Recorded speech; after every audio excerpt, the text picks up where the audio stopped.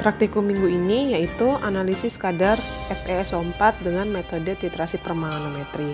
Dan bahan yang digunakan yaitu yang pertama natrium oksalat sebagai baku primer, kemudian KMnO4 sebagai baku sekunder, H2SO4, 2N, dan 0,1N, dan yang pasti dibutuhkan yaitu sampel tablet FeSO4.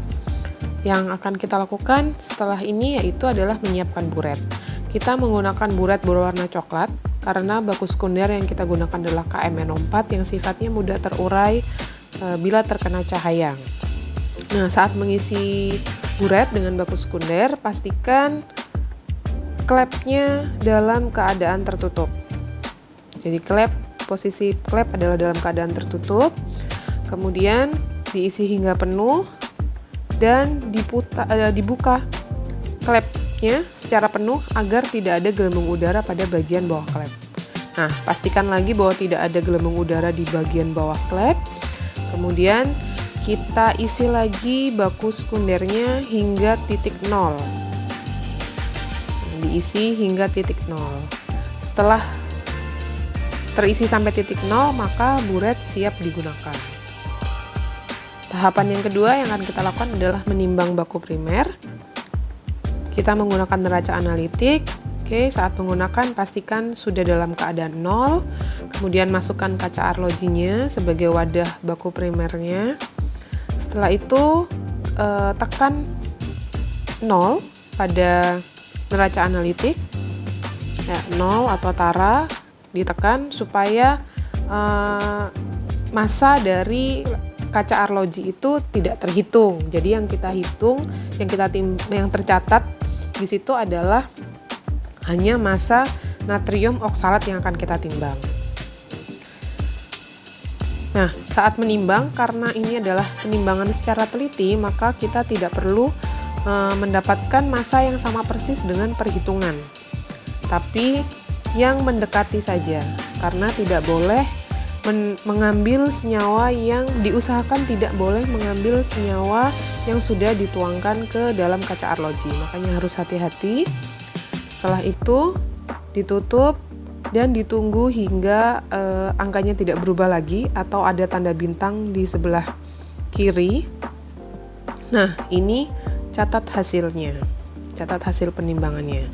Oke, setelah menimbang kita akan melarutkan baku primer. Awalnya yang sudah kita timbang tadi dilarutkan di gelas beker. Larutkan seluruhnya di gelas beker dengan air secukupnya. Pastikan bahwa semua baku primer sudah dipindahkan ke gelas beker.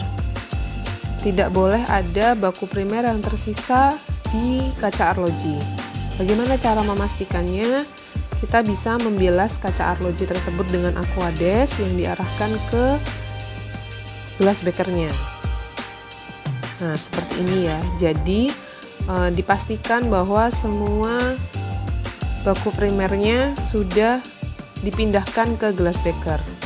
Setelah itu tambahkan air secukupnya, sedikit saja, tidak perlu sampai 50 ml. Larutkan hingga sempurna, kemudian dipindahkan ke labu ukur. Setelah dipindahkan ke labu ukur, kita harus membilas gelas bekernya sedikit demi sedikit dengan aquades dengan tujuan untuk mentransferkan atau memindahkan semua baku primer yang sudah berhasil kita larutkan ke labu ukur. Itu adalah pelarutan secara kuantitatif. Jadi diusahakan tidak ada baku primer yang masih tersisa di gelas beker. Nah, seperti ini. Jadi dibilas beberapa kali, dan ingat saat membilas tetap harus memperhatikan labu ukur karena jangan sampai lebih dari tanda batas. Nah, setelah dibilas gelas bekernya, kita isi labu ukurnya hingga tanda batas. Nah, saat mendekati tanda batas harus hati-hati karena saat kita memberikan aquades lebih dari tanda batas maka tidak diperbolehkan, sehingga harus menimbang baku primer lagi dan melarutkannya lagi dari awal, seperti itu. Nah, setelah sudah pas seperti ini ya, jadi meniskus bawah pas di tanda batas, kita harus membersihkan leher dari labu ukur itu dengan tisu secara perlahan, jangan sampai tisunya masuk seperti itu. Tujuannya untuk menghilangkan sisa-sisa aquades yang masih ada di leher labu ukur. Kemudian kita tutup dan kita homogenkan dengan cara membolak-balik labu ukurnya seperti cara yang ada di gambar ini, yang ada di video ini. Gitu. Tujuannya supaya tercampur dengan sempurna, jadi kita harus membolak-balikkan labu ukurnya. Setelah itu kita bisa melakukan pembakuan baku sekunder. Nah, ini adalah ball fillernya. Yang harus kita lakukan adalah menekan yang saya tunjukkan itu, kemudian menekan bagian gelembungnya. Nah, seperti ini. Nah, ball filler seperti ini sudah siap untuk digunakan. Pakai pipet volume 10 ml. Saat memipet, pastikan seluruh pipet volume masuk dengan sempurna ke labu ukur sampai dasar labu ukur. Tujuannya agar saat kita memipet tidak ada gelembung udara yang ikut atau yang ada di pipet volume yang nantinya akan mempengaruhi jumlah volume yang akan kita ambil. Nah, setelah sampai tanda batas, lepaskan udara yang ada di gelembungnya seperti itu, kemudian keluarkan kelebihannya. Kalau memang lebih dari tanda batas, dikeluarkan sampai tanda batas. Nah, kemudian dipindahkan ke Erlenmeyer secara kuantitatif, yaitu tegak lurus, alirkan melalui dinding Erlenmeyer seperti ini.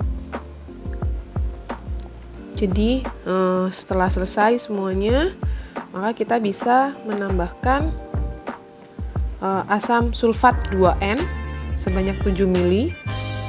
Setelah itu campuran larutan ini kita panaskan di atas hot plate sampai suhu larutan mencapai 70 derajat Celcius. Kemudian dilakukan titrasi dan lakukan titrasi dengan kondisi larutan yang tidak di bawah suhu 60 derajat Celcius.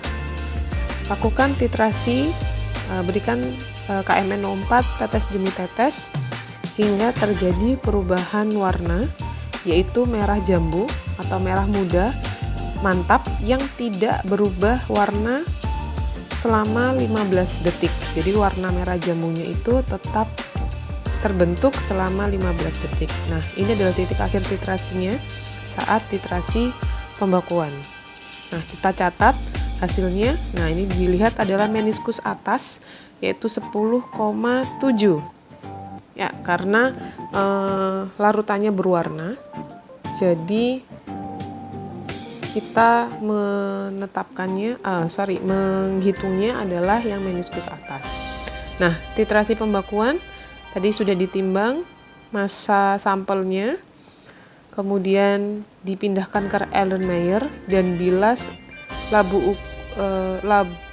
kaca arlojinya, bukan labu ukur, kaca arlojinya yang tadi dipakai untuk menimbang dengan aquades secukupnya. Kemudian ditambahkan lagi sesuai dengan prosedur dan ditambahkan lagi H2SO4 0,1 N sesuai dengan prosedur. Kemudian tidak perlu dipanaskan, langsung dititrasi saja. Namun saat dititrasi pastikan larutan baku sekunder tepat 0 seperti ini. Artinya sudah siap dipakai untuk titrasi. Kemudian teteskan KMNO4 sedikit demi sedikit, tetes demi tetes hingga warnanya berubah menjadi merah. Jadi merahnya agak jingga seperti itu, berbeda dengan saat pembakuan. Nah, tetes demi tetes tidak perlu dipanaskan. Nanti akan terjadi perubahan warna menjadi merah. Lebih gelap warnanya seperti ini.